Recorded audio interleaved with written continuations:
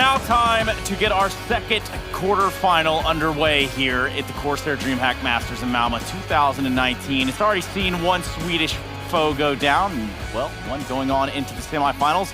In this match, it will be absolutely no different as we look to send one of these two teams, of Mousesports and Vitality, onto the semifinals to face off against Anonymous Sincere. It's going to be a rough battle, but it's going to be a longer day here for some of these players as we begin to take a look into the arena. This place was packed earlier. You just missed it. If you're joining us now, you have joined us at the appropriate time as things start to take off and take a little bit of a shape around here. Welcome back, everybody, to the CORSAIR DreamHack Masters. This is the place that you want to be. This is exactly where we want to be right now. On the desk, we've walked up here, we've somehow choreographed a move. Not one of our best gags. It's not our worst either, Chad. We'll get better as the day goes on. I've just got here, so feeling with a lot of energy. I'll bring the energy. Loosey-goosey. Yeah, because that Swedish derby definitely didn't bring any energy. It really just kind of, do you feel a little lacking in that? What do you think? It was a little bit underwhelming, but hey, at least it went to 3 maps, right? Oh, yeah. I mean, I guess that really depends on which side of the Counter-Strike you fall on there. But look, it's good for the fans in the arena that they had a Swedish team to cheer for. If I'm gonna grab one positive out of that matchup, and obviously as Swedish Counter-Strike moves forward, Trace, we need to see things getting better and better. So any new direction, not one direction, is my favorite direction. Okay, Chad loves one direction. That's what I got out of that. One direction that we can take is right into the playoff brackets, where Christine will break this all down for you right now. Yes, so we just saw NIP play versus Fnatic. It did go all 3 maps. It was a little bit more quiet, but now we're here in the next quarterfinals with Vitality versus Mouse. They've made it all the way here into the semifinals, and I'm excited to see how these vetoes go down. Yeah, I mean, vetoes are on the cards, and then for the time being, Vitality and Mousesports are really going to have to find a rhythm right here. Both teams do have that explosive potential, but who will have it today? We know Ziwu on one side. We can talk about a Frozen or what Kerrigan does with his chess pieces on the other side. But at the end of the day, it's going to matter what maps they're doing it on and who feels the most comfortable. So let's just jump right into the map veto right now, Chad. So last time these two teams went toe-to-toe was over there at the Berlin Major. Maybe you guys have heard of it. Maybe you were watching it. If you didn't, Vertigo came out. And that was a map that Mousesports, they thought they were pretty good on. They showed everybody what they got. And then Vitality said, nah, we got this one covered. Then Australia showed them. But that's not really the point here. Mirage was also another map played in that series, so I'm expecting a similar veto, but I don't suspect Mousesports to be picking Vertigo again. That would be a bit of a blunder. I have to say, I'm expecting Mousesports to pick Vertigo. Oh, yeah? Mousesports have all right. Yeah, I mean, Mousesports have been looking pretty solid on that map. Now, they did have a blunder versus Vitality, but remember, Shox is coming in. Vitality played Vertigo yesterday, and they looked lost. They didn't look like they knew what they were doing. And Apex said in that interview, he did say that they weren't able to get it started at all, and this is going to be it. Let's see if Mousesports are actually... I don't think they're brave enough. I mean, it's still there. Let's not negate the fact that they were never going to ban it, but I don't know if they're brave enough to pick it. Whereas I think Vitality, right? Well, this is the thing. Mousesports might try and flip it on their head and go for a Mirage pick as well, because they enjoy that map just as much, right? So if Mirage is in this map pool, that won't surprise me by any means. That's something that I definitely expect to get played here. There you go. Mouse are going to pick it. And Vitality, see, they're not confident enough to go into the unknown again. So a little bit shaken, potentially, by what you're saying, Christine, from yesterday versus Stralis are Vitality. And they'll stick with Inferno. And that's where we saw Mousesports have a very troublesome time on day 1 against NIP. They just didn't look like themselves. They didn't. Those youngsters in Walksick and Frozen were very quiet on that day 1. But on day 2, they did show up. They were hitting some really nice shots. And Inferno is one of those maps, right? If your entire unit, your entire team isn't working, it's not clicking, it's very hard to find openings in those small choke points. So I expect today to go a little bit more differently. Well, we got Dust 2. There's not going to be any Vertigo. I hate to disappoint all of you at home. There will be absolutely no Vertigo in this quarterfinal. It's a bit disappointing, but I think Dust 2 is a third. If you look at these two teams on paper right now, it can be a very brawly matchup, right? Because Apex is somebody who likes to find a lot of space. You can say the same thing for almost every single other member of Mousesports. So this game here has potential to be a back and forth affair. I think when we look at the squads, obviously we immediately gravitate to ZywOo, right? That's who we talk about. That's who we look towards. But Shox has come in and he's had a couple of games where he's been able to help ZywOo close. You know what I mean? He's done the hard work, and then Shox goes, we can win a 2v5 together, my friend. And what do they say? Merci beaucoup, monsieur. I don't know, the bloody French out there. Monsieur. But look, the thing is, I was really critical when I first heard Shox joining this roster because I thought, well, they're just kind of beating a dead horse at this point. But when I think about it, there wasn't really a second consistent star in Vitality. So if Shox can be that, if he can just show up and close the door that ZywOo is bloody cracked open, that's a good combination right there, because Alex and RPK have the backbone and Apex will do the entry frag. And I'm pretty sure that it was Maniac that had the tweet. There was something about, okay, only if Shox can join this team and just come in as sort of this like power fragger, do whatever he wants to, and be liberated a little bit rather than being not necessarily tied down to an in-game leader role, but being, I guess, more anchored. And that's the option that Shox has now, right? Yeah. I mean, he's got really competent teammates. He's got a teammate that's one of the best operators in the world right now, just emerging in 2019 and such a young player. He's got Apex, who's going to find entry after entry and just focus on spacing. He's got a competent IGL and Alex. So Shox definitely has all the tools necessary for him to, again, revitalize his career with this Vitality lineup. Yeah, just building on that a little bit more, I think the Zywood point is extremely important because we're already talking about him as one of the best players in the world, and this is his rookie year, right? That's something that really needs to get driven home to everybody. Simple had decent lead-in time. You think about Simple's earlier days, right? He had a chance to play, you know, with the flip sides. He got a chance to go over to North America, play with Liquid. Obviously, the whole time he was a great player, but he didn't really come to a team that could elevate him to being a consistent top 5 team in the world. Are Vitality a top 5 team in the world right now, Trace? Well, that's a question that needs to be answered at this tournament starting right now. Do you think that that's what gets answered right here? Jesus. By beating Mousesports, probably not, but by playing against Na'Vi, a team who are budding to be in that top 5, then yeah, it starts to become a little bit more of a discussion. Okay, well, fair enough. Christine, do you happen to agree with him? I do. I mean, Vitality they need to win every single match that they can, and they need to start racking up that experience onto the board, playing versus competent opponents, competent players, and start racking up that confidence so that they can actually take it to Na'Vi, take it to Astralis when they make it to those semifinals and finals.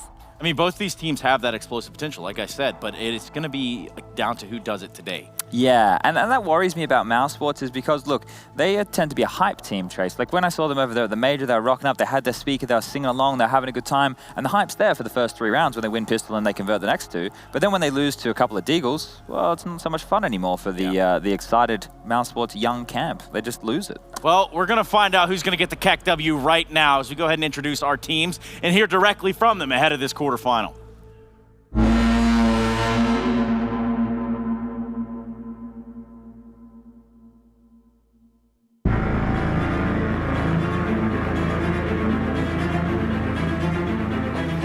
Astralis has been working this map so well. There's one shot, Vegas. Not going to be able to punish him. Good follow-up from Zywoo, and he's got another. That's 3 kills in the run. He can go for this. Go for this so much. I don't think he's going to win it. Oh, Astralis overextend, and Zywoo has pulled something out of nowhere. I think we're going to enjoy playing in the arena. Apex and Shox won it in 2017 with G2, and they said it's a great experience out here, so looking forward to it. He's actually looking to relocate. It's fast, and Electro's dealing with it. Forest 2 from Pit. Another one over the edge of the smoke before Karrigan can get to him. Now 2v2. Sprays wildly, and it will be Karrigan looking for the ace now. That's his 4th picked up. Looks like they've done enough to win the round, but will he close things out? He absolutely will. It's 5 kills for Karrigan. There are no Swedes in our quarterfinal match, but I hope everyone in the crowd will tune in and cheer for either team. A big chance, in fact, that we'll get to see Nuke Glaive going down and a follow-up fight. RPK coming into his own over at this long defense. Oh, this is shut down. Yeah, the tank doesn't even need no backup. Karrigan gone. They slowly encroach on the side. Rob equalizes, and now he gets another 2. Playing against Mouse is going to be fun. We beat them at the Major to qualify for the playoffs, and I think they're going to want to get revenge against us here. They obviously have the superstar Zywoo, but in the end, it's a team game, and we are 5 really talented players. It's going to be a fun game, but you're not going to get any revenge.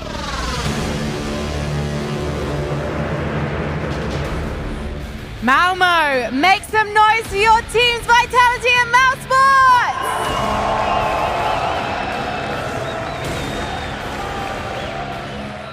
The French team shocked the Counter-Strike world by benching their in-game leader MBK after the Major.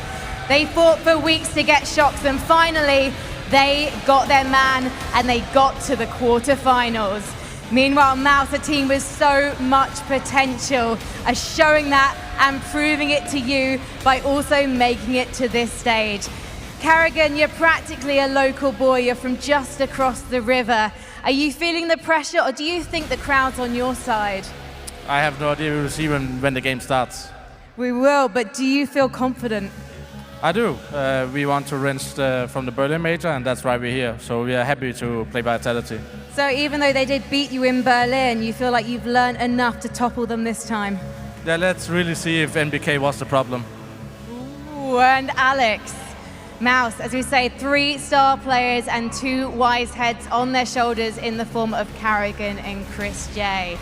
There's been criticism of French-speaking rosters recently. Do you think you can prove those haters wrong today? Yeah, for sure. I think it's going to be easy. C'est facile, non? Exactement. Très facile. Well, you have got to face a legendary IGL because, of course, you're calling the shots now for your team. But are you going to respect this man in the server today? I mean, I respect him as an in-game leader, but he just can't frag anymore, so... I'm going to have to come back to you on that one, Carrigan. What do you say to Alex? Say who is carrying your back like always? I think we're going to have to take it to the desk. All I can say is these two just blew the Swedish team's trash talk out of the water.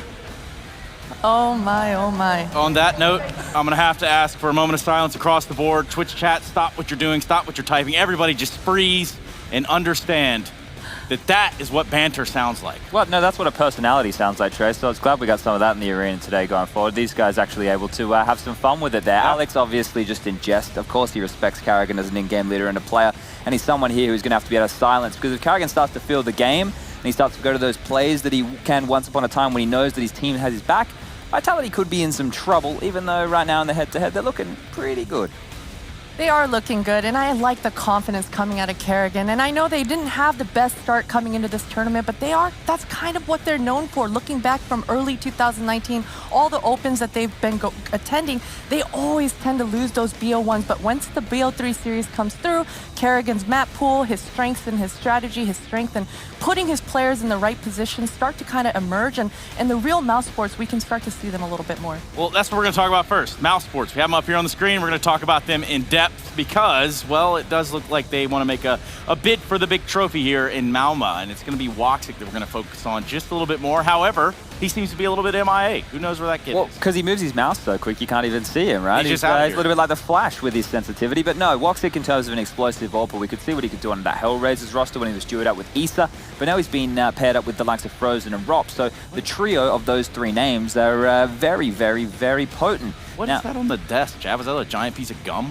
I wasn't looking at the desk. Oh, sorry, man. What did I miss? Where are we looking? I didn't mean to cut you off. No, that's fine. That's fine. My concentration was elsewhere. But yeah, look, you wanted to focus on Woxic. We'll focus on Woxic.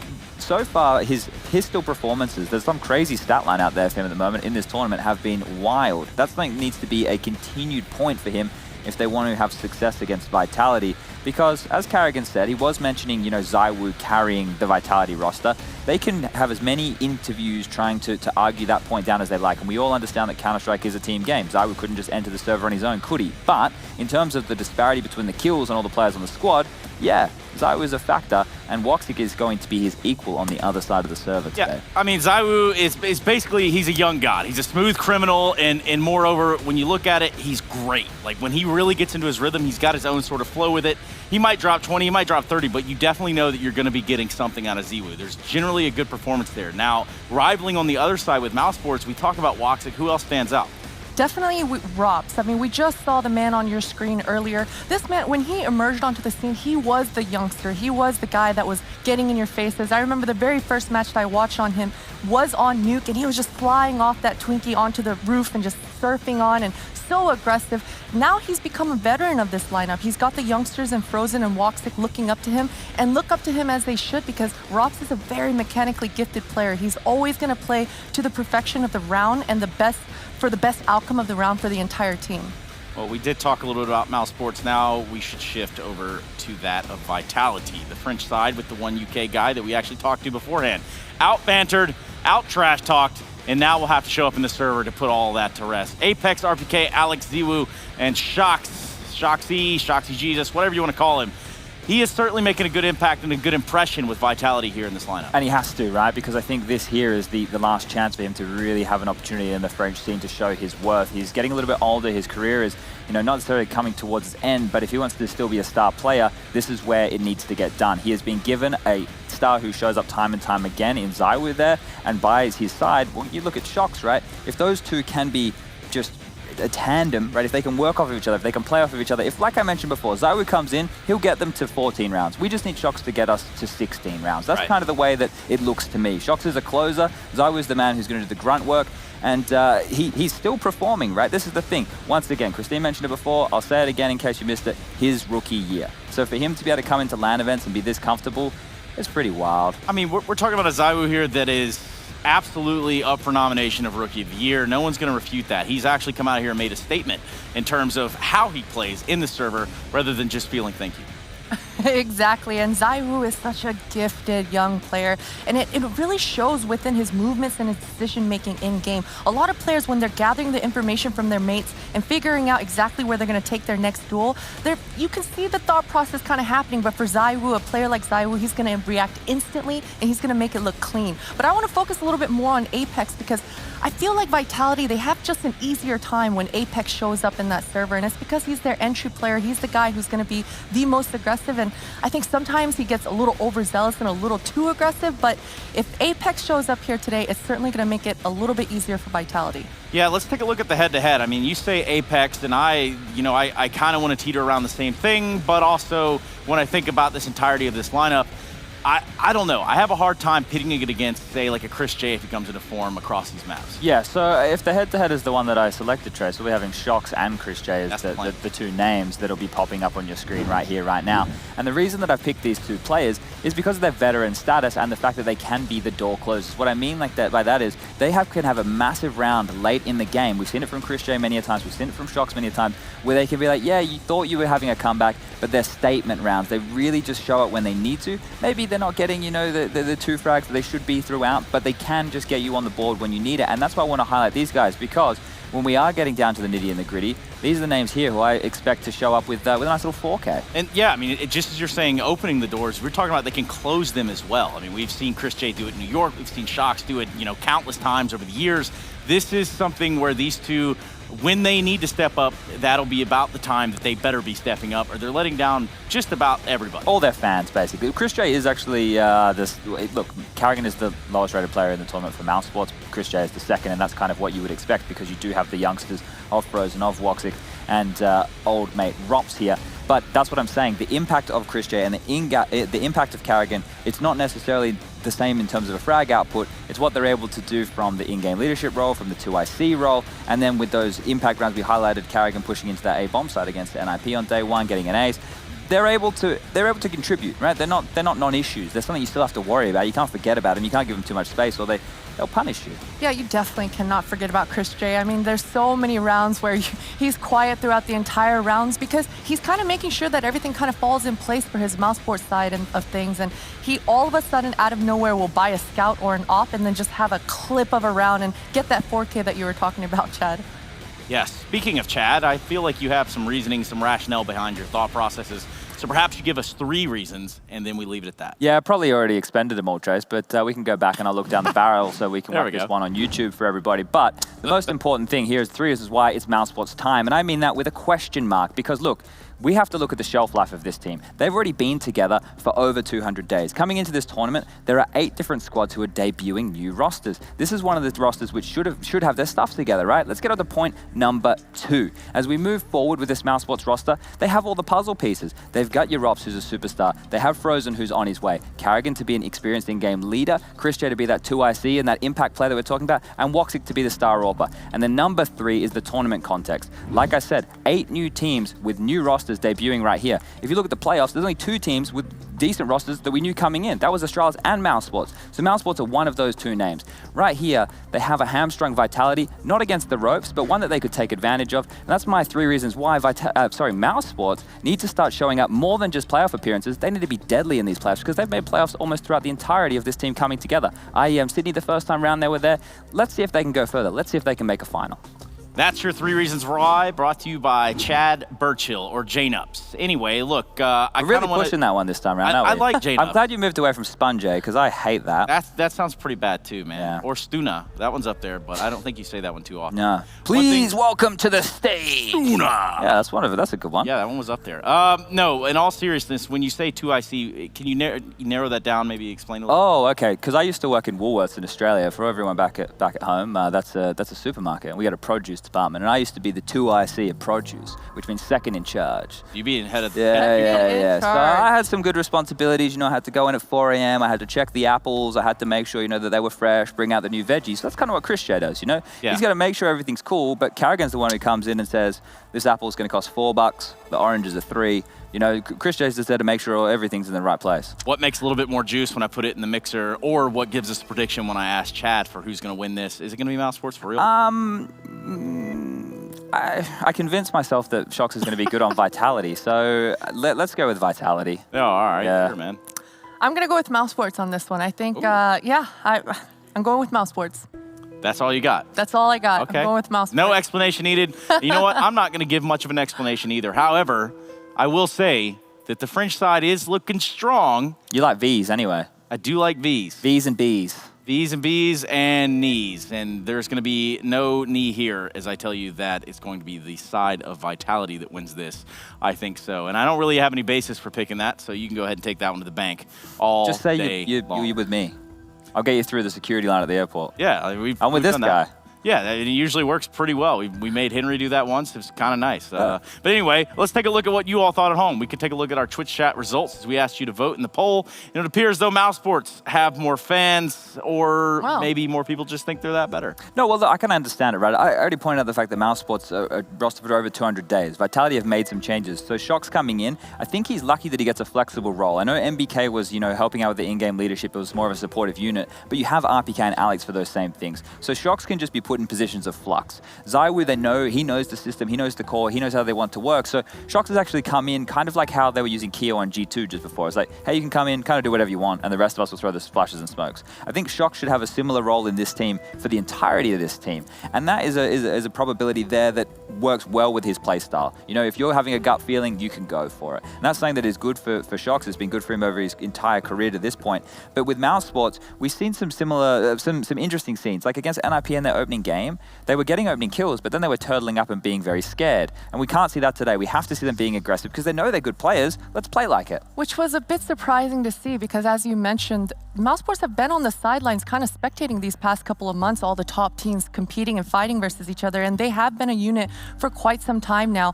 I think that is a worry that the youngsters do tend to turtle up when they don't know, when things aren't going well. They are a very heavily momentum-based team, so if things start off right, then they're going to be very explosive. But when things start going a little bit wrong, they do tend to turtle up a little bit. So that is definitely not what we want to see from Mousesports in this time around. And I understand that completely. Mirage, Inferno, Dust2 on the cards, as well as our commentators. We've switched them out, reversed them around, thrown them around, given them hell all week long. But this time I want to show a little homage to that is Moses and Anders as they get situated, seated in, and ready to go. Well, yes, we're certainly ready. I think this is going to be a fantastic game. I really look forward to it. Well, yeah, you can't ever be upset when you have ZywOo in a server. Obviously, that's super exciting. But also this Mousesports team, with how aggressive they like to be with the young players that they have playing, there's going to be some fireworks. This could be very explosive. And you've got Kerrigan, and I think this project was off to such a good start. Then they've run into some obstacles along the way, and I feel like you've got to give Kerrigan the benefit of the doubt in terms of bringing everything together over time. But I just don't. It's hard to know if that time is right now. I feel like that's a hard task for him to solve. Yeah, I was talking to him, I got a chance to talk to him this morning actually a little bit, met him outside the hotel, and he mentioned the biggest thing is he's not used to coming in and having an in-game lead with such like young and inexperienced players, and obviously they've been playing at tournaments for a while but not finding the same success he's had with other players where he's stepped in to lead those teams. And he mentioned that the most difficult thing is the mentality, is making sure that they're focused on the right things, make sure that they're thinking about the right things going into a game, and that's been the biggest obstacle he said that there is to overcome. So that often is going to be the project that I think this Mousesports team has to solve over the next few months. But other than that, the players are obviously phenomenal. They've got so much skill. I mean, that isn't going to be a problem. Firepower, they've got plenty of that. So yeah, mentality, but they've got Kerry and Chris as well, right? So between the two of them, you would think that they could keep the rest of that squad under control, make sure everyone's feeling just perfect about the game. Speaking of which, I think we are going live with it. So welcome, ladies and gentlemen, here the second quarterfinals at DreamHack Masters in Malmö, and it's going to be a best of 3, of course, coming to you live right now. Starting on the CT side, Vitality and Mousesports on the T side, and Well, they don't really have. They have one smoke and a flashbang. That's gonna be one chance. Maybe with the P250, they can snipe away at somebody. Yeah, and if you look over to the Shock side of things, he's playing the really passive defense at this A bomb side. He's got a smoke and a kit as well, so you have to imagine that's gonna be for a retake scenario. If they're in some kind of a situation, drop the smoke on the bomb and just go for the defuse without having to eliminate all the Mousesports players. How fast, how early will they spot this hit? 3 players clearing through underpass. Shocks already pressured just a little bit, doesn't want to swing wide into this fight. He does not want to lose his life just yet. And Apex, he's going to have a chance, taking some shots, and he's forced back. He's now taken down. Oh, that's a big problem. Alex is waiting. They've all ran through the smoke. He's going to try and sneak in if he could have stopped the bomb. That would have been huge, but instead, he goes down without much of an effect at all. And now it's a 3 versus 5. The retake, at least they still have the kit, they still have the smoke. Maybe that's the best choice right now. Smoke the bomb and just run for it, but ZywOo goes down in jungle, and now, I mean, now there's almost no chance. Even with the smoke, there's gonna be 5 blocks shooting through. RPK and Shocks, the only ones that can try and bring it back, and they've landed 2 great headshots to start the retake with. The smoke, it actually goes quite far. I wonder if they're gonna be able to sit inside. Yeah, there's no, it's already way too open.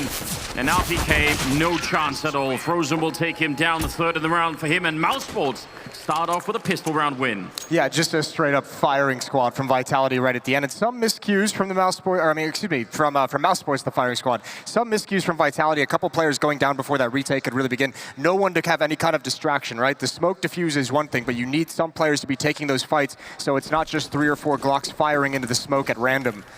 1-0 for the attacking side.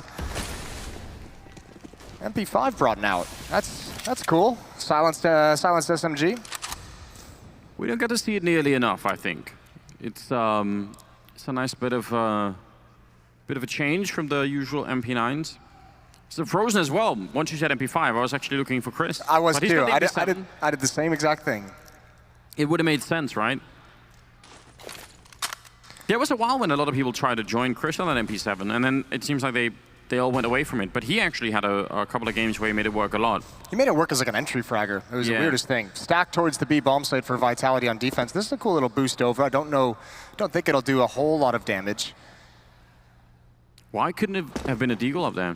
Listen, they're going to get a chance to make this work. We'll see how effective it all is. Split towards the B bomb site, and oh yeah, it's going to do fine work. They don't even know where it's at. Tapping away. Great shots from Apex. Those are nice long-range picks. And they're still going for it. Oh no, this is a big mistake for Mousesports, isn't it? Only 1 person left, and that's Robs with the Galil. Still 3 people inside of it here. Alex thinking about just edging his way back. Can he stand up at the right time, showing his face? And Robs will find a 3rd kill. He's still in trouble though. If he gets dinked even once, this round is going to be over. And there's the shot coming out. What a round from Vitality.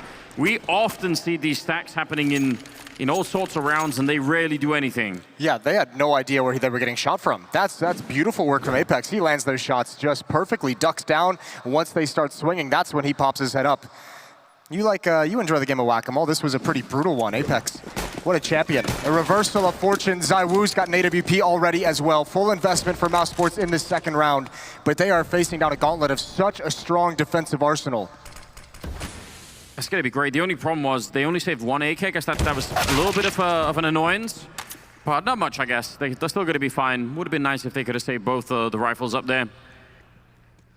Taking out Chris early on in this round, which will leave some deagles and a scout and some time for Mousesports to tinker with how to unfold this round. Well, it's got to be a scout taking a pick, but again, it's going up against the AWP, so even if you hit the shot, it better be straight to the head, and obviously ZywOo just so quick. Only 1 smoke, that's on Frozen, and I don't think it's going to come out nearly enough to do enough work. Smoke and scout passed on to Woxic as they pass things on to their teammates. Shocks waiting for his chance to pounce, and he's going to spot the weapon, he's going to finish it off. 2-1, a flawless round for Vitality. Yeah, well done early on here. You've got to appreciate that turnaround. And a basic lesson, I guess, from ZywOo, just taking the first shot and then repositioning for the 2nd fight, just constantly keeping them guessing, which is always important, right? Because you know the first guy that goes down is going to be calling in that information to the rest of the team saying, he was in this position, and then if you change it even a little bit, actually it sort of becomes a bit counterproductive from the attacking side. Now, 4th round going to be coming in here, and they still really don't have a lot. Grenades are going to be raining down on top, and that's just going to do a lot of damage. Might not want to overcommit to this fight in the middle if you're Apex up there. doesn't seem like it's worth it.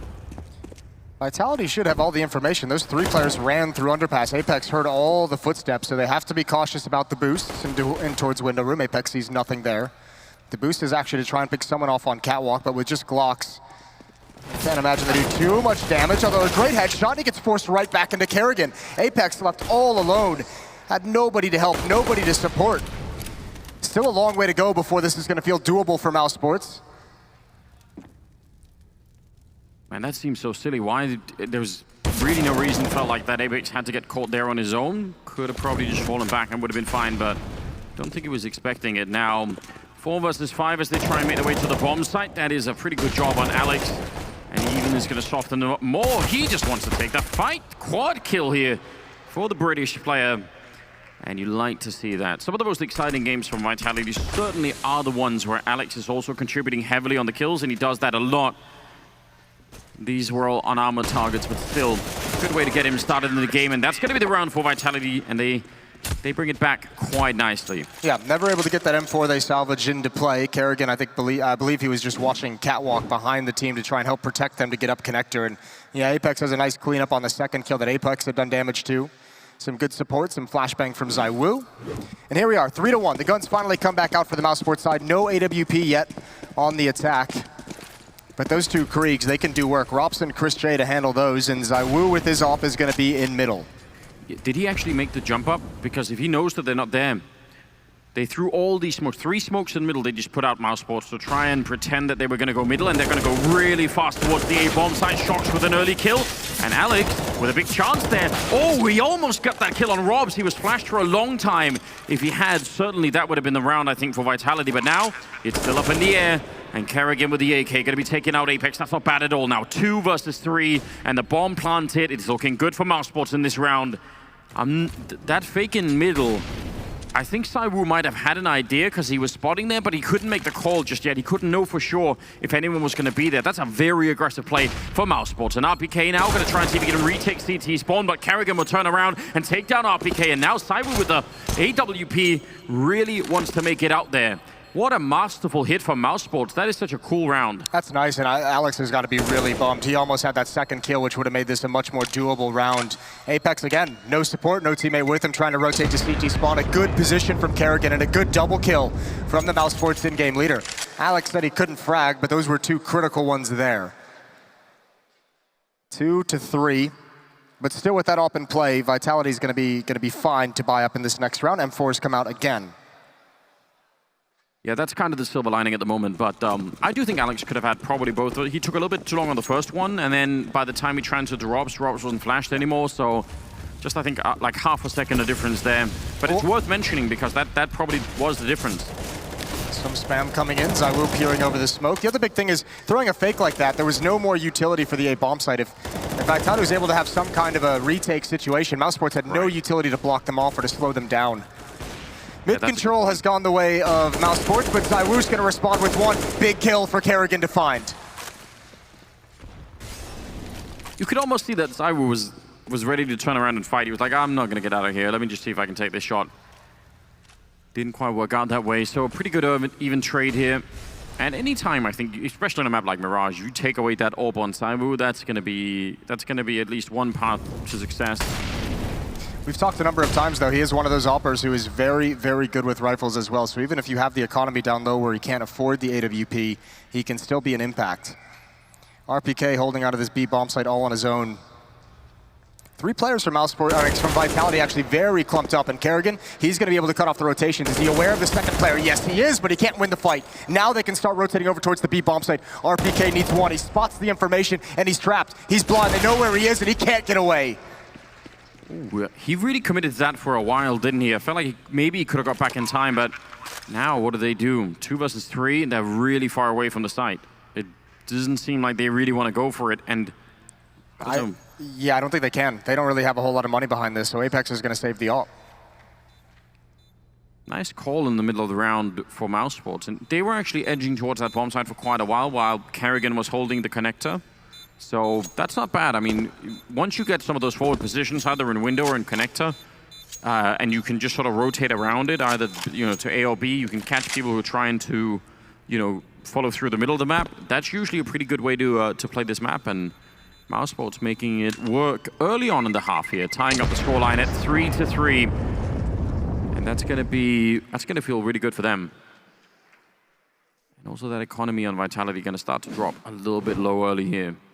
Just great mid-control from Mousesports. I mean, Vitality's going to have to do something to be able to stop and prevent that, or at least slow it down, neutralize some of the damage. We've seen a number of times Ops really struggle to do it because of the utility usage that has become so common, that is just so standardized now. You really need a coordinated effort, and it's been an issue. If you go back to the pistol round as well, they weren't able to control it then either. So timeout, an early timeout for Vitality going into round 7. It's tied up 3-3, but obvious that they want to take a moment to discuss this because it's the last buy they'll have for some time. After this, maybe dropping down to a half buy, maybe just full saving, but this is their last chance, at least in the early stages of this map, to mount some kind of a defense and in return the favor, maintain a lead, or retake the lead. See if they're going to be able to. They have a slightly better buy than I was expecting, honestly. Especially that AWP on ZywOo is obviously a big change. Not going for anything aggressive in this round, though. I mean, Apex is still playing middle alone, and they've got double B and quite a forward position over here, which I don't know. That I consider that to be quite risky. If Molotovs start to rain in, you can spam through up at the apartments. That can definitely be scary. Well, Mousesports is playing it very passively as well. They were looking to see any kind of aggression. They were thinking, all right, well, surely Vitality has a different plan in mind. That's boosted up and scoped in. That's a freaky way to peek the CT spawn, isn't it? Yeah, well, they've just made some noise. So Shox and Alex have to know this is coming. There's some utility coming out. Oh, that is an awkward flashbang. Shox is in trouble. And they, oh, what a win. That's a huge recovery. And there's still a second player underneath as well. There goes Shox, but they don't know Alex's position. Oh, they spam him. The smoke was a dead giveaway. And 3 defenders fall so quickly. Now the op comes into play, but I think it's too late to recover. Yeah, it's not worth losing it once again here in a 2 versus 4. That's not going to be a good idea. Mousesports will find a 4th round here. I mean, the whole idea, surely, of having that double setup is that whoever goes down first, in this case, that would have been Shox. The last player alive in there has to remain undiscovered for a double kill or something. You have to capitalize on that. And that didn't really work out. Once you put down the smoke, as you said, there's not much guessing left. What a fantastic early start for Mousesports. I think they're going to be feeling good about this, and they're doing all this in spite of the fact that Chris has got 0 kills still, which may not necessarily be his fault. Well, as Chad said, he's still just, you know, checking the apples, checking the oranges, making sure everything's good for the day. That was an interesting analogy. I thought that was very interesting. I would actually just love to see Chad in any kind of customer relationship type job, or like customer service type Dealing job. with customers? Yeah, just any job where you're dealing with customers. I think, in fact... That's maybe a content piece for the next DreamHack. If we could put him back in that shop for a day and have him... Well, we got what, Pimp back in the hot dog stand for a minute. There we go. We'll throw him back in the produce section. If we can get Chad back and customers go and say, sorry, but my apples weren't quite good enough. And yeah, there's a brown spot in this apple. Oh, that would be golden, wouldn't it? Let's work to make that happen for a minute. After the game, though. Round number 8. Yeah, and 3 in a row for Mousesports. And as we mentioned, they've pretty much done it. Small buy around the saved weapons. ZywOo with the AWP and RPK with the FAMAS. They need something to deliver. The op is here at the A bomb site, and Shox is flashed through. He sees more nades come out. He's not protected. He nails the headshot. Kerrigan, the only one coming up. He was leading the way by a good couple of seconds, and Shox has repositioned. That was pretty good. I thought maybe Kerrigan would have hurt him, but didn't seem like he had his crosshair right in the perfect position. And now they're going to be peeking ZywOo. That's Chris going down early again. On the other side, Woxic wants to take the fight, but if you go down here, the round is pretty much over. There's still a minute left. You need to thin this out a little bit. They have 2 flashbangs left to try and peek ZywOo as well, and now the smoke is up. Oh dear. Yeah, I was going to say, they have no utility. I don't know how it got to this point so early on, but they've used it all somewhere, and they've obviously gained absolutely nothing. In fact, they've lost the entire map. Alex with his flank has so much information. Now, he should not be peeking here. He should just stay on the other side of those stairs. You have 4 players at the A bomb site. That's where you want them to go. If you go down as Alex, you open up an escape route for Mousesports. And ZywOo just gonna hang on to this off. The flashbang, it works, but not as well as they would have liked. A follow-up from ZywOo. He's got a triple kill in the round, delivering again and jumping up for a 4th. He shot him through the box as well as through the bricks over there. Very impressive, and that is kind of the style that we're used to seeing. And some of these kills weren't even like, they weren't even very difficult kills. He's just holding this angle really well, but this is a good lesson, isn't it, for anyone new to the game? Normally, the incoming attacking side or the T side, they're going to be throwing smokes to cover this angle, and that's why. Otherwise, that AWP long range has such a powerful advantage. Mousesports need to make sure they save at least a couple of smokes for that reason. Oh, I'd be interested to see where all their utility went that round. Did they use so much for Karrigan to gain that foothold towards Tetris, and it was just denied by Shocks? Because the fact that there was 50-some seconds left and only 2 flashbangs, so they used a lot somewhere and didn't try and capitalize on it. So maybe a miscue from Mousesports. Coach, as the timeout comes to an end, hyping his boys up. Well, that forward smoke that Shocks ran through, you can sometimes throw on the T side to almost create a staging area, right? Like when you get over the ramp, you have a place to stand up Tetris there. So maybe that's, maybe that is what happened. This round, they're starting off with 3 smokes in the middle. Actually, that's how they set up the fake last time. Actually, one of the smokes is going to go really deep, all the way into jungle. That is a very cool smoke thrown. Don't get to see too many of those, and they're quickly in. Flashbangs raining in. The speed here behind Mousesports is so impressive. Already committed to the bomb site. Shots deleted off the map, and Karrigan, that's a great follow-up. They're going to take Saiwu as well. Rop's in charge of that one with the Krieg, and they've just wiped them out on this bomb site. That is... Man, the analysts are going to have fun with some of these rounds. Yeah, that's a very cool change of pace. That's a very cool call for Karrigan and Mousesports to be able to make that work. Not a bad defense, just the timing of everything is so disjointed, probably because Karrigan gets that immediate headshot on Shocks. If he's able to have some kind of a fight for a couple seconds, Alex maybe is a little bit more effective. Zywoo's able to get around that smoke and have space to go to work. But that's brutal. Another round where Vitality can't even fight for it. These last 2 players, Apex and RPK, just have to fully save. And Mousesports again going to regain the lead, 5-4. At least money for Vitality is not an issue. They've got plenty of cash built up to buy in the next round. We talk about that frequently. You mentioned those 3 smokes, the same ones used to set up a fake previous in this half, showing a similar kind of opening to a round, but being able to build a variation on it. Obviously very effective here for Mousesports. I think the problem is as well, that smoke, especially one towards jungle, people see that smoke usually in the context of a sort of regular A execute, and then you expect most of the push to come in from the A ramp. Now, when you see it that early in a round, you might not even really know instinctually how to react. Like, do you go to try and challenge in connector, or do you fall back behind it? And it turns out if you fall back behind it, you can't help out Shocks, who's inside of the bomb site. But you have to make that call in like 2 seconds, or they're going to be there. So, like, that smoke was thrown from T-spawn, and it was actually, because it takes so long, it bounces off the roof, it has to fall and land before it pops. It actually is so well timed. That's just an amazing strategy. You like to see Karrigan come in with that kind of a call. Well, this time, Mousesports switches things up again. Not a change of, it's another change of pace, slow things down, but a lot of bodies towards the B bomb site. Karrigan in underpass looking for aggression, and Rops over towards that A bomb site, A ramp. Smoke is going to help Karrigan have some kind of a presence in middle if he wants to go for it. And actually, all the Mousesports players now, they expected some kind of aggression at B. Perhaps because they've had such an A focus, they figured maybe Vitality would start getting cheeky on the other side of the map. It's not happening here. All that's happened is Woxic has taken a decent amount of damage, down to 27 HP, but it's okay. He can sit back with the AWP. Still, though, not a lot of utility for the attacking side for this hit. 2 smokes come out towards jungle, towards triple boxes, and Shocks has an AWP as well. Take care of Chris again. No fortune for him at the moment. Karrigan also going down, and he was the one meant to be backstabbing through connector, so as soon as that goes away, Vitality can really relax a lot more. 27 seconds here, so Mousesports, if they want any chance of this, they're going to have to commit to this right now and win the next couple of fights, or it's not even going to be close to a bomb plant in this round. Shocks playing it very conservatively. That's a nice flick, actually, and taking down Woxic. And certainly now it's all done. The question is, can Mousesports do some damage here, or are they just going to be giving another good round to Vitality? Because if they survive with all these rifles, it's going to be pretty good for the French side. I was going to say, it's a shame they can't do any more damage, but you understand why. Apex going to turn the corner, he goes down. That's all the Vitality can really risk. There's not enough money for them to send more bodies at that. Good hold, but what we've seen out of Vitality, we mentioned, out of Mousesports, we've seen it a number of times. Their utility seems to be so focused on that initial hit onto a part of the map or onto a bomb site. If they get shut down, like if the first few players go down without any kind of effect, there's no more utility for Mousesports to recover. There's no plan B in some of these rounds for the attackers.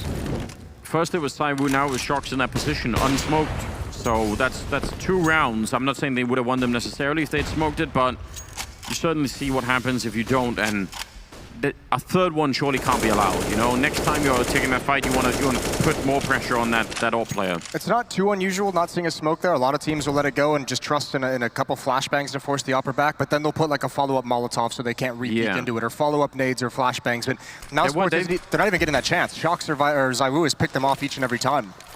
I don't think they threw any flashbangs over even. I think they just not that time, yeah. So that's a bit rough. Carrigan making his way in the window. Shocks is right there with the AWP, and I think he must have heard some of those drops. So Bomb's still quite far back, and Robs is over at the A ramp. Carrigan is now checking out if anyone's pushing B, so that I think they're trying to be real careful early in this round. They're obviously expecting some change from the defense. They have 2 smokes and 2 Molotovs and no flashbangs. Yeah, once again, utility being an issue for Mousesports. This time you could see some of the money is very low. Chris J at 100, Woxic at 0. Maybe just not the funds needed, but certainly towards this B-bomb side, no flashbangs here is going to be tough, and they've got to go now. RPK just waiting patiently, biding his time, and there's the first turn, and he can only get the 1. Good trade, and ZywOo missed his chance earlier as well. X, that's a big kill taking down Carrigan, otherwise he would have tried to gatekeep that part of it. Now the bomb is down, sure, but they're 3 versus 4, and they're locked on the side. Apex with a good follow-up, taking down Frozen, and Woxic, he's got himself in a position. Immediate headshot to take down. He's ready for more. Alex goes down as well. Woxic, a triple that he's working on, but he's going to have to do the rest on his own. He finds the angle against ZywOo, and now Shocks coming in with the AWP, making a lot of noise. Oh, can he turn it? Can he actually win it? Shocks will deny it. Almost the ace clutch. But Shock's going to be able to bring it back. A 6th round for Vitality. That is so close, ladies and gentlemen. Shocks with 12 and 4. That's bad news for Mousesports. That was a nasty little shoulder peek off the jump from Shocks, because Woxic played this so well. Look at this follow-up kill on Alex. He even baits out an awkward moment, an awkward fight for ZywOo here, missing his chance. But the follow-up from Shocks is just a thing of beauty. They brought him in, Chad mentioned it, to be the closer. He is the guy to end the rounds, end the map. ZywOo's the engine, but he's there to finish things off, and he delivers very, very nicely, preventing a catastrophic loss. And delivering little kisses to his microphone, I think, there, so. Is that what that was? I'm not sure. I want to maybe these teammates could hear it. Just trying to spread the love on that team. That's very French. That would be very French, wouldn't it? I thought I would appreciate that. We've got a bunch of deagles, so. How do you feel about a good 1D this round, or maybe a couple of them? I'd love it. I'm all down. Oh, Carrigan's. He looks like he wants to challenge that smoke. Not a great idea. He's learned his lesson.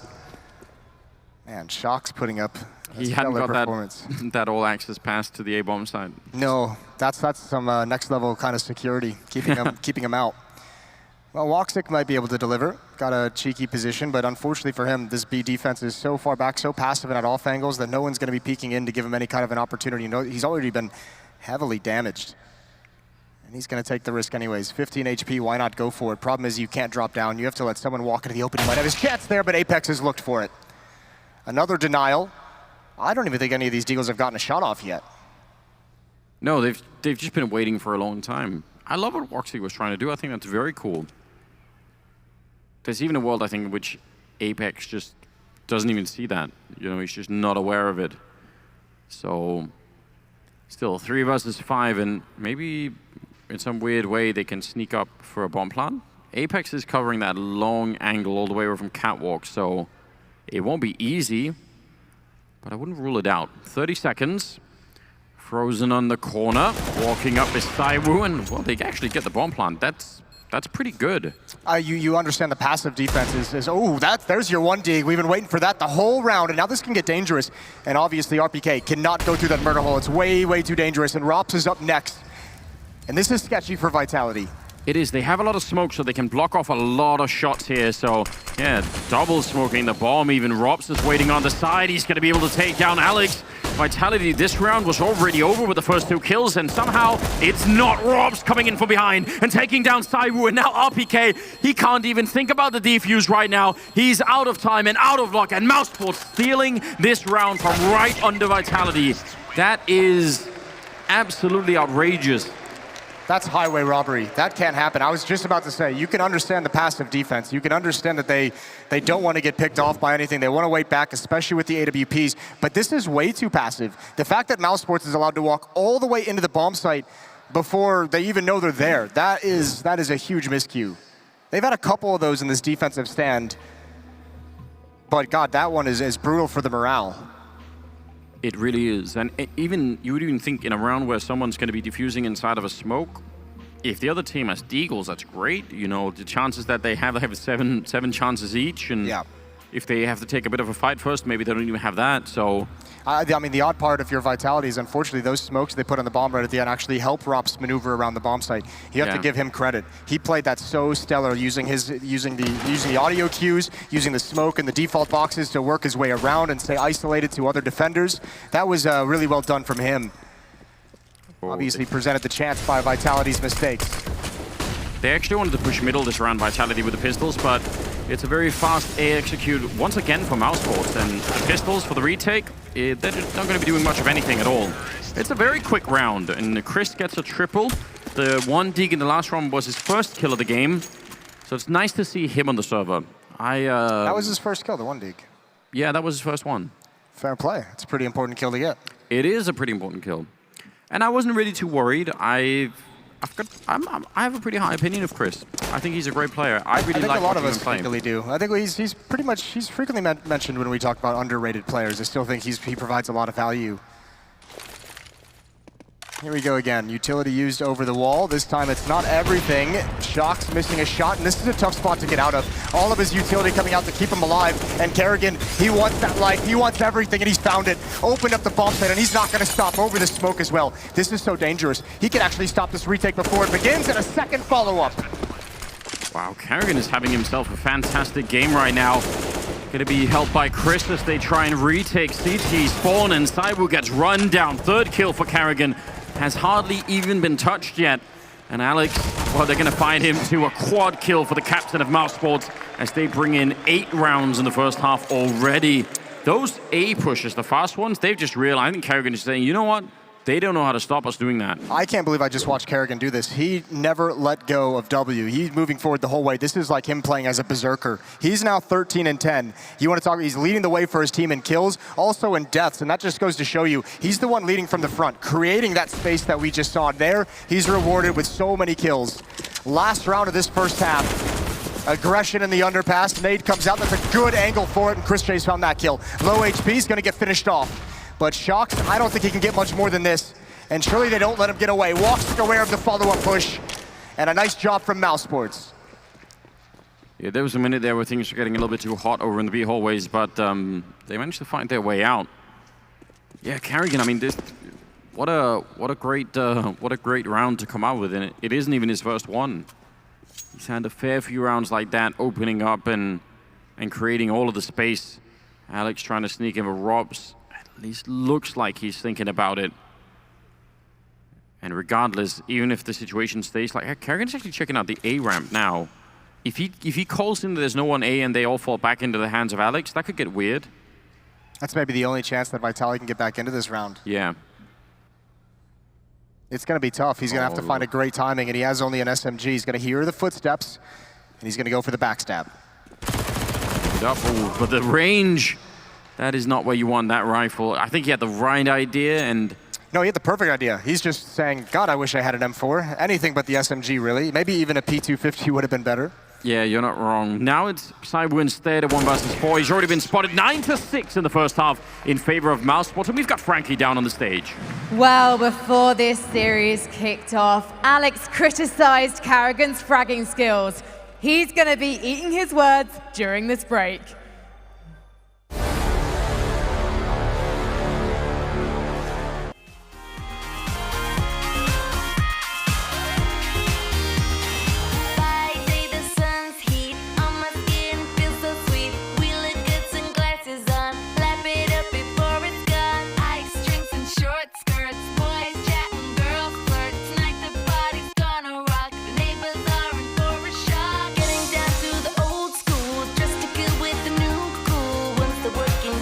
Done.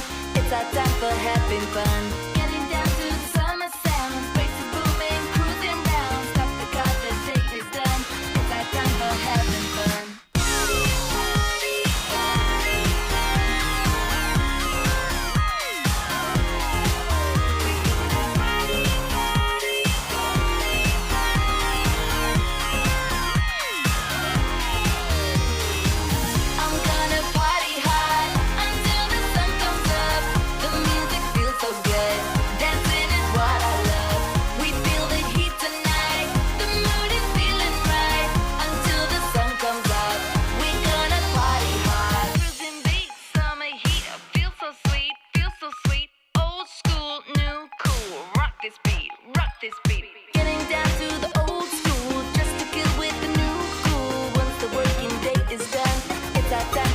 having fun. I'm gonna party hard until the sun comes up. The music feels so good. Dancing is what I love. We feel the heat tonight. The mood is feeling right until the sun comes up. We're gonna party hard.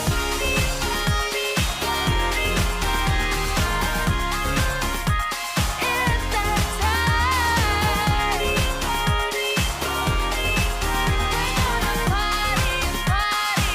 yeah, yeah, yeah.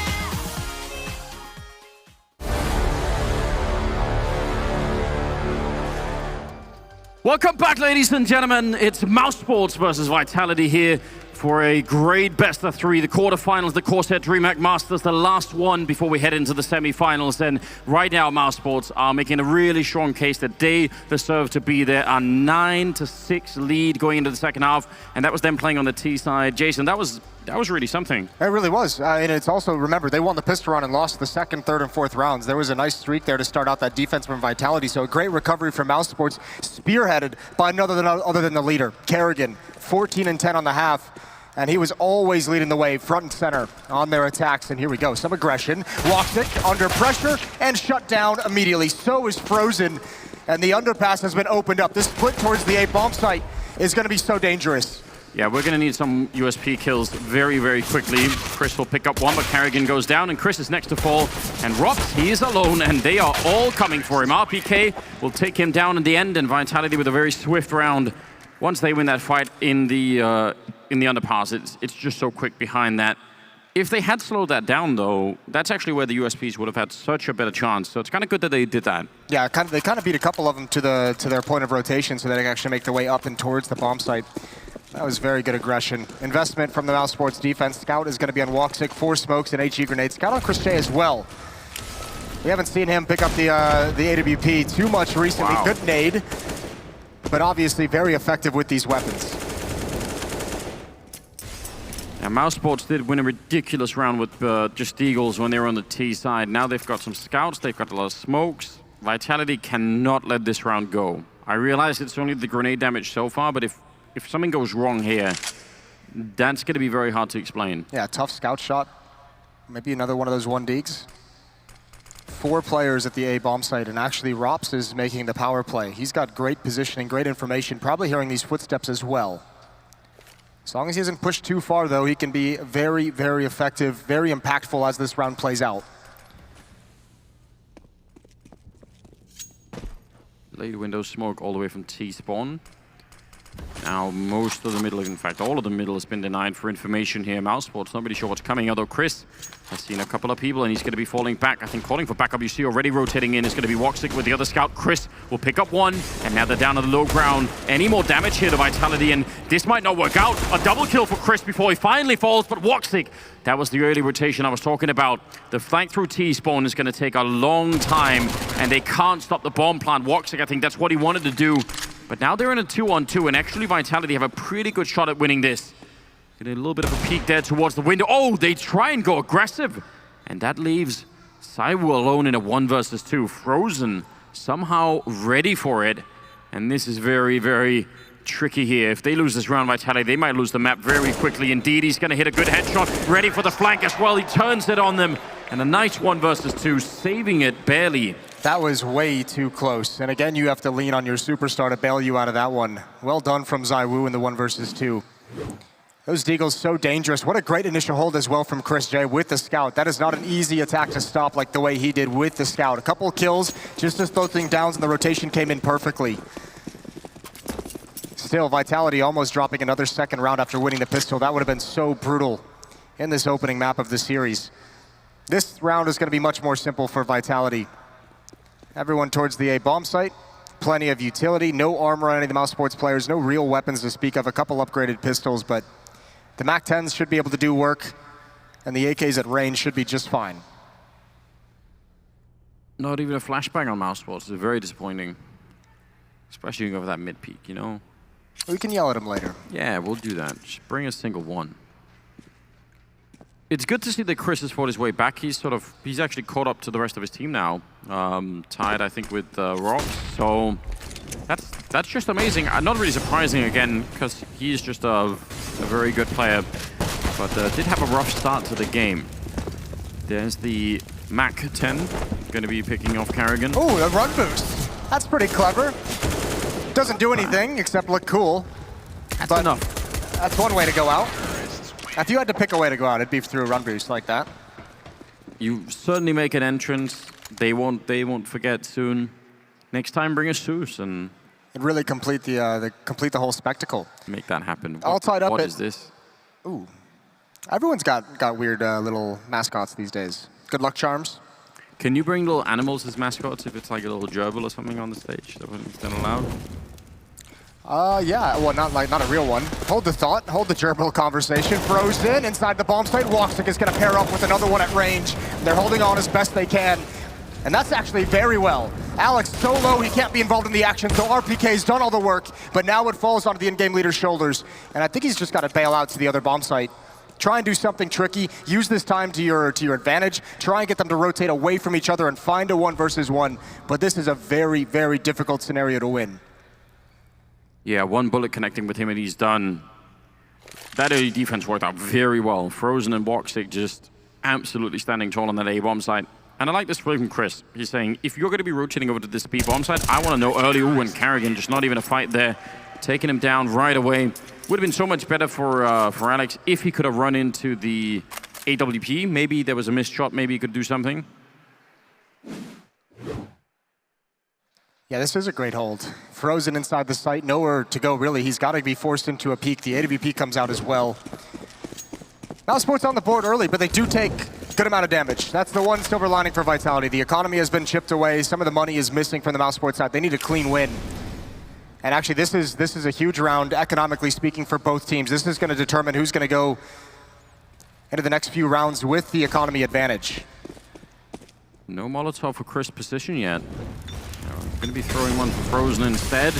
Drops down towards CT spawn. There's still a 2-man hold on this bomb side, and Vitality, they got such an early kill. They don't even want to commit to it. Oh, Frozen! That's so bold and shocked. He will reply with one better. That AK-47 making quick work. And now Chris, this is a lot of trouble. Shox has the Molotov. He's already thrown it down there. Chris, oh, actually, I think it must have caught on the ledge there. I think he wanted to. Yeah, he definitely wanted to put it out there. What a weird round, but look at Alex. He's gained so much space over towards the B-bomb site. Wow. He's called for the escape route. RPK coming back with the bomb. Shox in slower pursuit, but this is the X factor. Karrigan lurking through underpass. He's going to hear the footsteps. He has the information. Shox, I don't think will be prepared for this.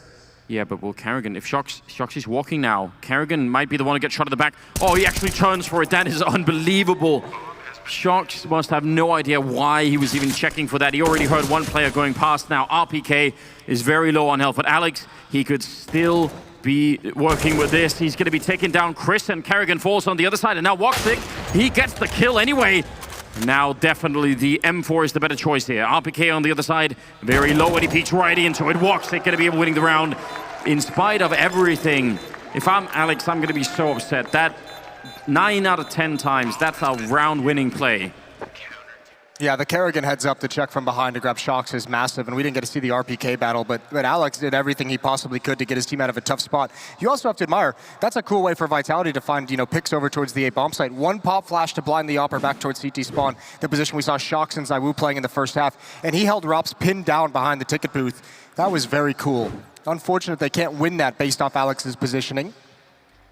But you have to believe, you have to think, Vitality surely invests something into this round. Not much, it's not going to be everything, it's not going to be rifles, but they once again got it down to a one-on-one. They got a bomb plant. They have to be looking and thinking of this economy situation for the defense and saying, we know it's still tenuous, we know they don't have a lot of money built up, let's at least keep this pressure on with kills.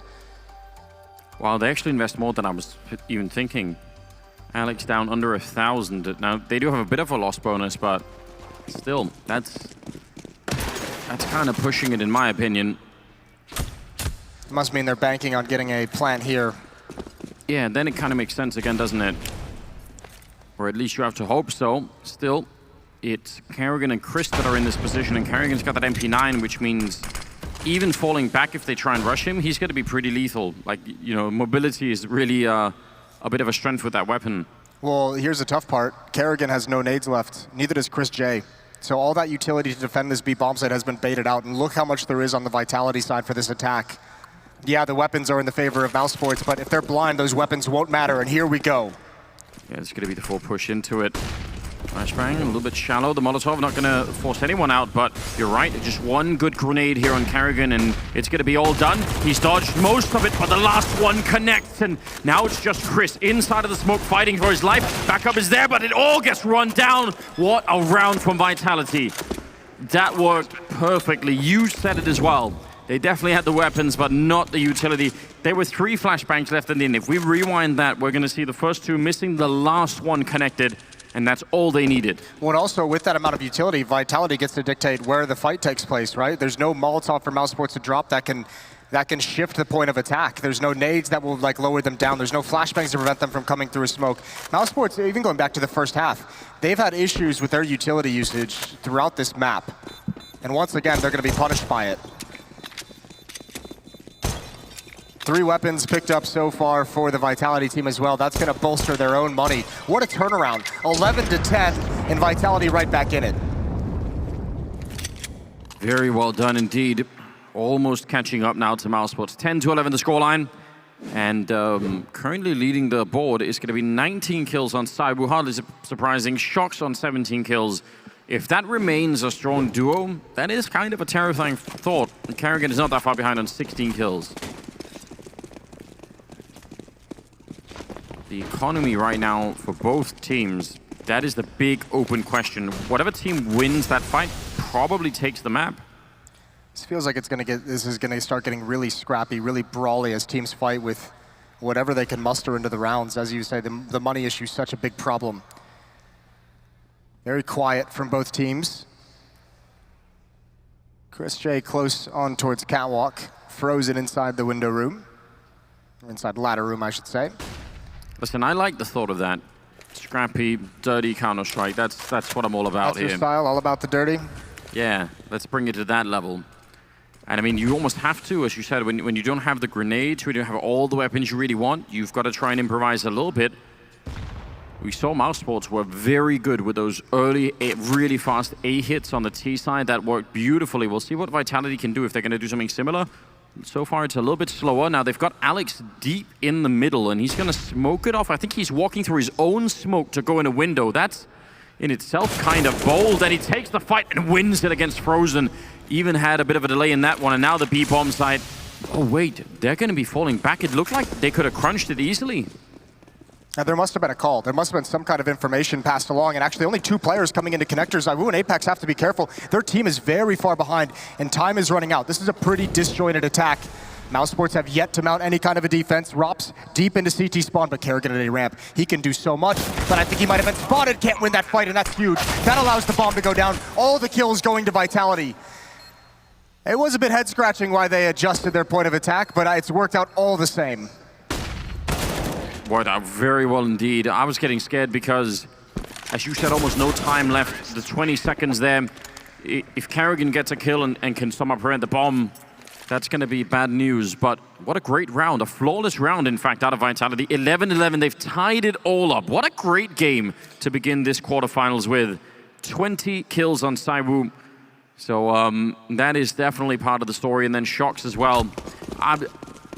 I don't want to, because I don't want to jinx it, and I don't want to get myself too high, but the idea of a well-functioning Shocks in this team, man, that's Christmas come early for me, at least. Well, it's got to make you feel, I mean, also look at the other parallel. Look at Navi with Guardian. Yeah. Now we're starting to finally, we've been waiting so long for the resurgence of some of these old players who have spent time as some of the best players in the world and waiting for them to come back to some semblance of that level. And finally, we're getting it with Guardian, as we saw yesterday. Today, Shocks having a good game, and yeah, that would be a very, very special experience. That's your commitment right there. Said, you know what, I will never make it out, but I'm taking somebody with me. And it was Zywoo. If you could have got the follow-up headshot, certainly that would have been... That would have been unfair. That would have been very unreasonable to get 2 kills like that inside the flames. Alex marshalling his troops, but Carrigan, ooh, this is actually a bit scary. He's like turned for a pop flash, and he turns around at the right second, but it doesn't matter. Carrigan finds that kill, 3-on-3, and nobody's in the bomb site, thankfully for Vitality, so no real risk as they enter in here. And Mousesports, you have to wonder if they're going to think this is worth it trying to go for it. Carrigan has picked up an M4.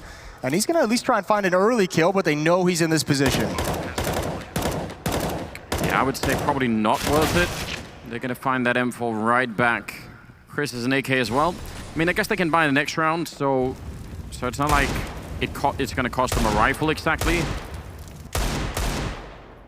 There's some damage output there on RPK and Apex.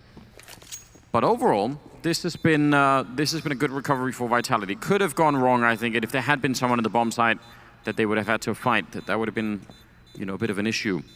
Mousesports still not finding a way to really turn the economy in their favor. That's the third round in a row that Vitality are going to win. Yeah. So they need that on that CT side. They would probably themselves love some kind of a double up setup if they can. Well, they can't afford it in this round. Even Frozen 7K can drop one over, and that's exactly what he's done. But yeah, they've struggled with the money for frequently. And just 2 round wins sandwiched between, you know, 6 rounds from Vitality, 3 on each side. Vitality very dominant in this second half. The offense is clicking in a big way.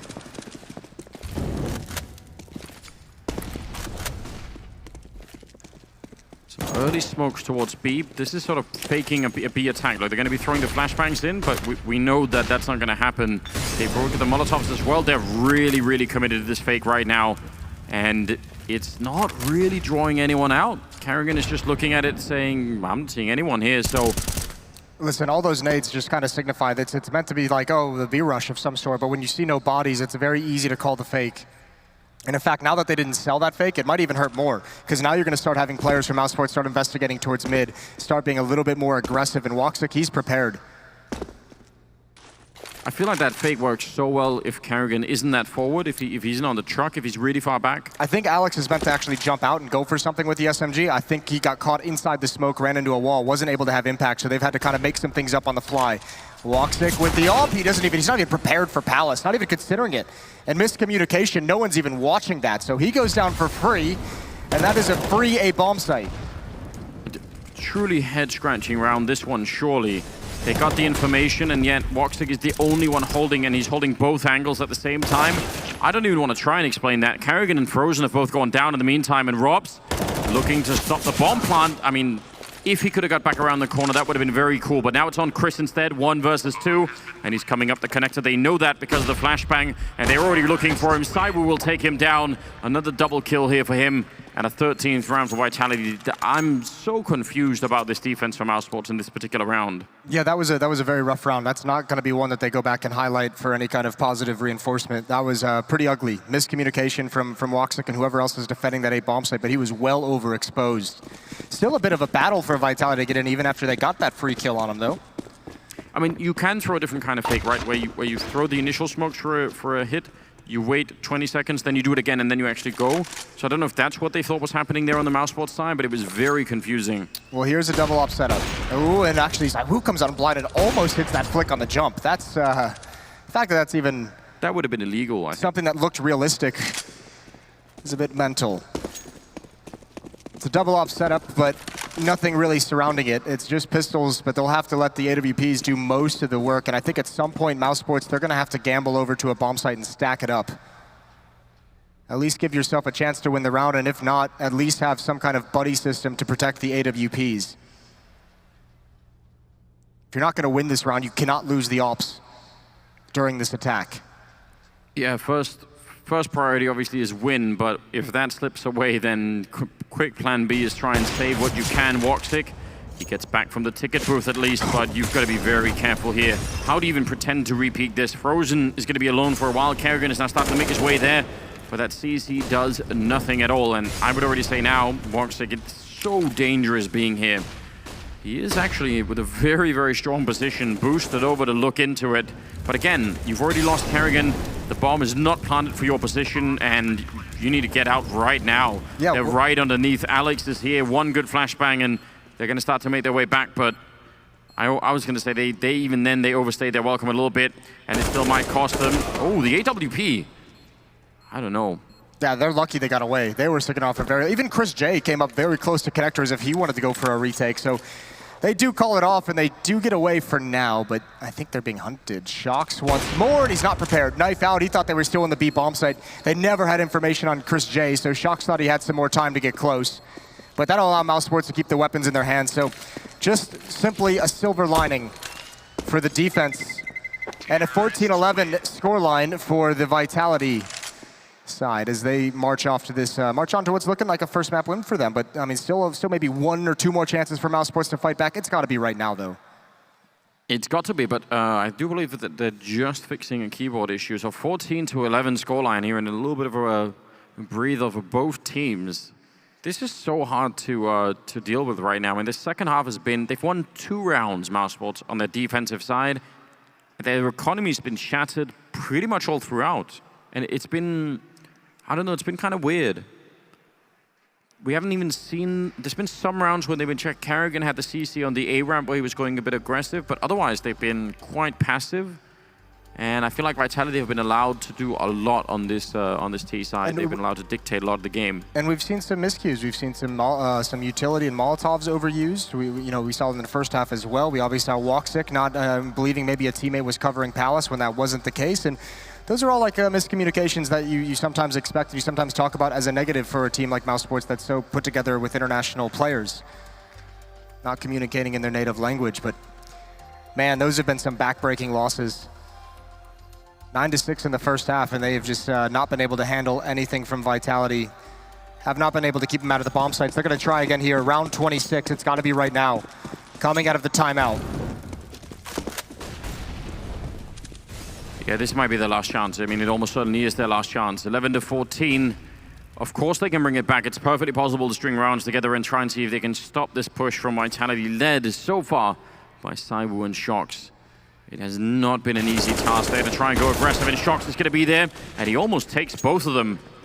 Scrambling to save that AWP as Rops as he falls back into the bomb site, and a little bit of a follow-up aggression from Frozen. He's going to realize nobody else is over here, so can they string together a good defense behind this? That's a cool little triple nade in the mid-round in towards window as well. If someone were there, that'd be in a lot of trouble, but it's just going to help Vitality clear that portion of the map out. No, they don't have to worry about anyone.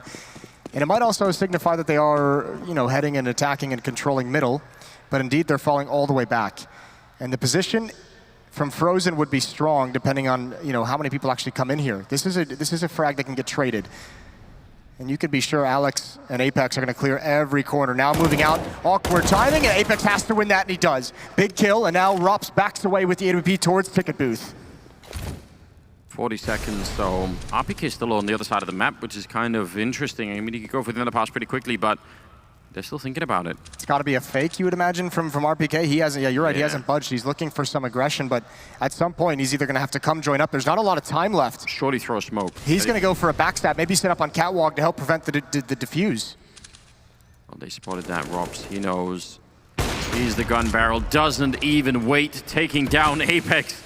That seems a little bit unfair now. Saiwu going to go for the bomb plant. He's got no other choice. He just has to try and see if he can get it done. He's low. The bomb does go down, but RPK showing up from halfway across the map to get the kill on Carrigan. That bomb is exactly planted for him, but that AWP is over there waiting for him. Actually, 2 AWPs are there.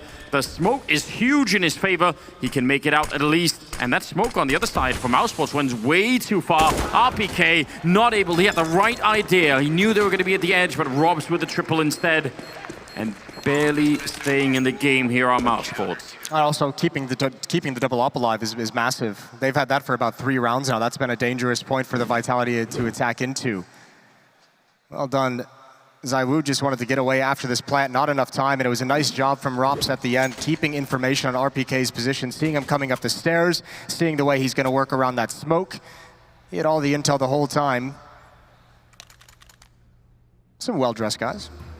Oh, 100%. That guy's ready for Christmas. That's you like to see that. Should get you one of those suits. I would not be opposed to that. We could talk about that. Okay. Getting you some Christmassy tournaments that are going to be happening. Maybe that's a good idea. 14-12. It just feels like this Mousesports team is, I don't know. The difference for me between first and second half, where the first half looked really cool and sort of well coordinated. I liked a lot what I was seeing. On the defensive side, I'm less impressed so far. Yeah, it feels much less cohesive, much less of a team effort on this CT side for Mousesports. Still, they have the scoreline close enough that they can still make this work. Alex going to be at top mid all alone. Molotov nade combination. They want to force him out. Smoke has to be utilized so he doesn't put himself in towards danger, but that's a nice job from Mousesports to force out some utility, take some of the tools of Vitality out of their hands. Alex is out of utility, out of nades entirely. I like that from Mousesports. That's one of the few times we've seen them do something where they're the ones taking the initiative. Robs is over on the other side here at the A ramp, on this, just hiding at the edge of the smoke, and I like that too. I think they need to do this so that Vitality can't just set up the kind of executes they've been able to otherwise. Now, mid-retake for Vitality at about a minute in the round. They still have a lot of grenades, and Mousesports definitely don't, so they could do a lot with this. Very, very slow on the mid-control here. Worried about some kind of a setup, and indeed, there is a setup. Chris boosted up, and that's an easy kill. Apex never saw it coming. Never even considered it. Frozen inside the window room as well. Alex has the bomb. He's got to be very careful. That's a pick, and the tough part is surely they come up connector. If he has the bomb here, but Frozen's going to pounce. He hears the footsteps. Woo. He goes down, and Alex is going to make a play. But again, with the bomb, this is just so risky. If he gets picked off, he's got his teammates here. Nice shot from RPK to cover him as they come up. But A-ramp is Rups. He's going to have one, and he can just stay alive. 10 seconds on the clock, and they're all falling now. It's all on RPK, and he must stick this plant. Going to try and bait him out into the open, and he can't even do it. Mousesports planting their feet at the end of this map. And what a time to do it now. The really rough part about this is the fact that there's so much money on Vitality that they're going to have to do this another couple of times, but I don't even, it's so strange to me that the bomb ended up on Alex alone, like you were saying, and then he sort of had to make a play, but once it goes down, there's really not much left. 14-13, what a fantastic way to get this quarterfinals underway. Both teams obviously looking to try and get off with a bit of a lead here.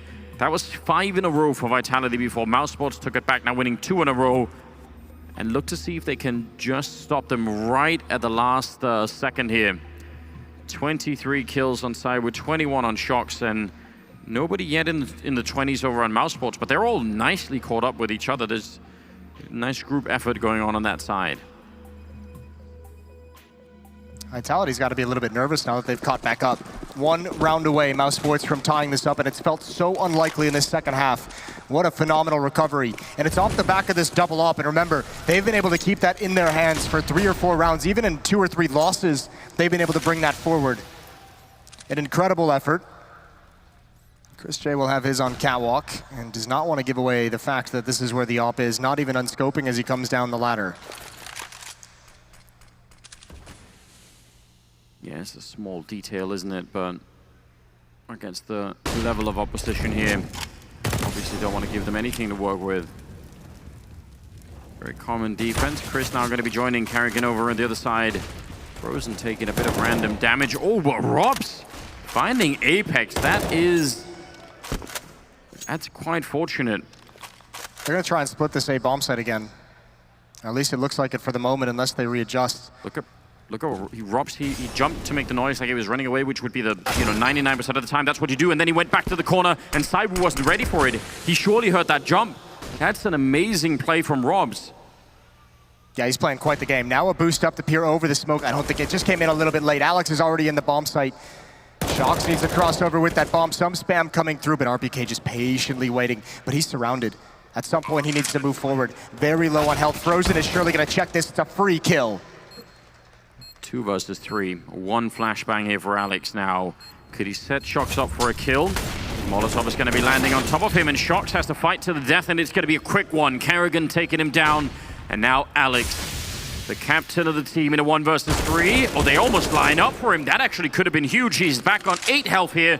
1 flashbang to set it up, and they're out in the open. Carrigan will drop him, and they have enough time for the defuse. 14 rounds on Mousesports. They've tied it all up here in the first map.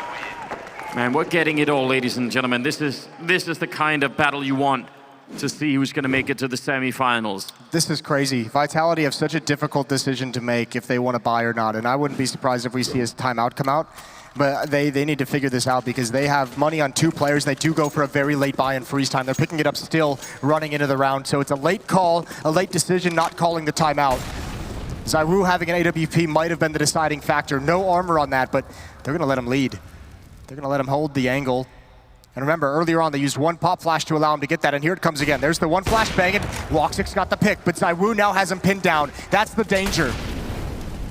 He's got him locked in. RPK, that's the Molotov that was thrown from CT spawn. He took a lot of damage from it.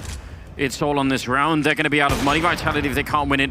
And everybody's here. Mousesports already had 2 people that were taking middle early in the round. So they're pretty much at the bomb site right off the bat. The bomb is going to be going down though. RPK. Oh no! That's a snipe from Chris J.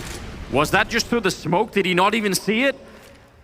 If you so, that's an amazing angle to know. If you just have that on your backbone, that's worth so much. 3 versus 5, and they're not feeling safe anywhere right now. Vitality, this whole map could come to a close. ZywOo, though, going to be sniping off one and goes for the bomb plant. A second try here, and Chris, not so fortunate. He actually almost had that. A 3-on-4 now. Apex in the corner. He's going to get dropped. A 2-on-4 hold. It all comes down to this for the French side. They have to hold this while the bomb is ticking away. A smoke to buy a bit of time. They don't want to fight that AWP on ZywOo. They know exactly what he can do. The Molotov to force him out, but he's going to take one more. He missed a shot and he's down. Karrigan instead with the double, and now Shox. It's all on him. He tries, he cancels it out. A beautiful spray. He needs one more kill and he gets it. A fantastic play. Vitality now 1 round away. What a god. That's what he's here for. Again, closing the round, a 1 versus 3. Mousesports had everything they wanted. They never expected Shox would still be there. And look at that little smile. That is a cheeky little grin to have come out and through the smoke. Everyone's looking at a different angle to follow up the spray control. And that is just experience from one of the best players CSGO has produced. Vitality now, they finally stopped the run. They were struggling so much to finally put another round on. It was a 3-round run for Mousesports. And the money is just not, we mentioned Mousesports, they've had issues this whole game with their economy. Again, coming into the last round, a Scout, a Deagle, a Famas. The buy is not pretty, very little utility. And Vitality have a very good chance in this one opportunity to close the map and prevent overtime. They've got every chance to try and do this right now. Not that much mini grenades either on the Mousesports side. That may be the big problem at the moment. Some of the weapons certainly lacking. The Scout not really connecting. Oh, and it's going to be going down. Frozen with the Deagle. Playing games inside of the smoke, but Apex is not. That Molotov is going to force him even further back, and they know, and they've shut it all down. They withstood every test that was thrown at them by Mousesports. It almost ends in overtime, but now instead, absolutely no chance here. A 1 versus 5 for Karrigan. The flank, it's not even a flank, is it? When you can't do much of anything. Soon as you fire the gun, they're gonna know. And there's the call out now. Already dinked down to 12. And in this quarterfinal, Vitality are gonna pick up the first round. 16-14, the first map. Beautiful play. Listen, ZywOo is 27 and 17. Shox 26 and 16. That pairing has given so much power, including that massive clutch. And for Mousesports, a great T side. The defense was labored. The defense was struggled. And that's just something we're gonna have to deal with moving forward, because Alex has this Vitality team attacking very, very well. What an opening map. Yeah, that's the kind of the atmosphere they were looking for. It did get very scrappy towards the end, but the ZywOo and Shox combination, I love that. That is, that's amazing. Yeah, I mean, that's exactly what it was designed for. We were wondering if we were going to get that kind of level of play, and they delivered. That clutch from Shox, that's vintage. That's a classic heroic effort out of him. I think you even saw it slightly on ZywOo's face when he was looking. He was like, oh my God, I just know, now I know who's next to me. We've got the analysts with us. Surely you guys must have been enjoying that game. Yeah, we were next to you the entire time. Anders and Moses, thank you very much. We'll let you guys take a couple minutes to yourself, recharge, get ready for what is going to be the next map of the series, which subsequently is the pick of Vitality. It is Inferno. So, before we get any deeper, let's begin to talk about what was that a Mirage. That was back and forth. It was a good game. I think one of the key rounds in the second half there would have had to have been that partial buy from Vitality where they did the BXQ. Rob's tried to get in there and help out his boys, Chris J and Karrigan, who were on an island on that bomb site, and I understand it, but once they lost that, it kind of felt like they had lost the half. Mousesports did a good job to get back in it, but then, thank God I made one good point of analysis, Jace. Shox, the closer, came on in, wins a massive clutch, and basically the game. So, Much closer affair than what I thought it was going to be after that round I mentioned earlier in the piece. Much closer affair indeed, and I can't, but I feel so sorry for Mousesports losing that 2 versus 4. Shox coming in with that huge 3K, but I gotta say, Mousesports' A site was looking a little lackluster. Woxic towards that CT spawn, some missed shots in here and there, and the missed shots are okay, but it's what happens after the fact, and they were struggling a little bit to get back into the site to retake, and I think that was their crux. Do we feel like we saw a lot of misused utility as well? I felt like every now and then the RPK clutch. Yeah, like a smoke just thrown out here, just willy-nilly, just not really making a lot of sense. It was a 1-on-3, right? And RPK is not necessarily known for his clutches, but when you're coming from Cat, they don't know your position. You've got a full bank of utility there. He could have Molotov the bomb, he could have HG'd toward this position. He just looked a little bit clunky, a little bit clumsy in that, and he's lucky that they got across the line in the end, and I didn't expect him to win a 1-on-3, but sometimes you just go, oh dear. Yeah, sometimes you just go, oh dear, goes the Greer. Anyway, here we go. Take a look at the numbers. Run them down. ZywOo, ZywOo, whatever you want to call them. Shox. They get it done. That's a lot of frags between the two. That's the point we were making, right? Is now that there is a second star in the server for this roster of Vitality here. And the only issue that we can say with this is Shox with the G2 roster, when he took over in-game leadership and more, I guess, more responsibility, he dropped off in terms of consistency. Now he doesn't have to worry about in-game leading. Hopefully he can stay around getting, 80 ADR a game and 26 kills. Yeah, and for them to be able to tag team duo that, and then obviously we see them win it out 16-14 at the end of the day, feels good for the French side. It really does. It feels even better when Christine picks up those Crayolas over there and gets the drawing. Yeah, so I got this drawing board here, and just to give you guys a little bit of more context here, Mousesports was just hitting A the round prior to this, and they got destroyed by ZywOo's op. Kerrigan calls a pause, and this is the round falling thereafter. Now, there's a lot of moving pieces to this, but what I like about this setup coming out of Mousesports' side is that it's very simple. The philosophy is very easy to get behind. I want you to pay attention to these smokes coming in. This is a crucial smoke here, and this is going to be a crucial smoke that lands here.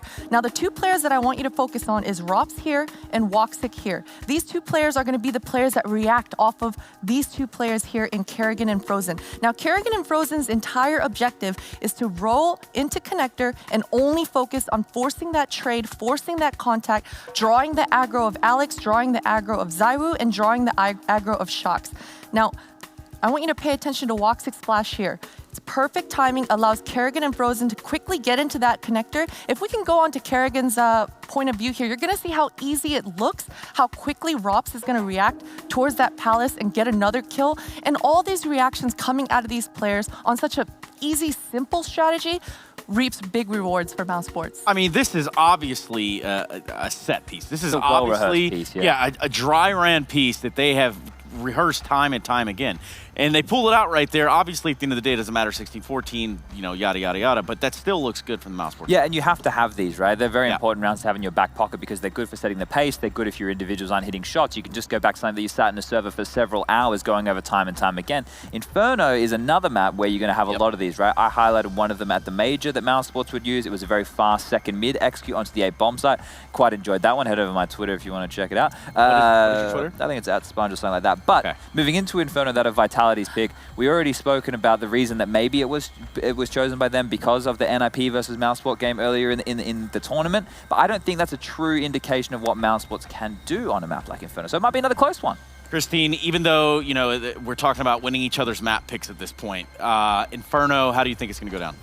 I liked the simplicity coming out of Mousesports. Kerrigan uses his players really well. He understands exactly how to get the most out of them. I think Inferno is going to look good for Mousesports. I really do think Mirage should have gone Mousesports' way, so I have faith. I think it's 2-0, Trace. It could very well be 2-0, especially after ending the first map and it being just so close. Either way, coming up after the break, we're going to have another another map coming your way, rather, and that of Inferno. Vitality's map pick here is they fight for a lifeline at the CORSAIR DreamHack Masters quarterfinal number 2. The best of 3 will continue, and Mousesports will look to vindicate themselves.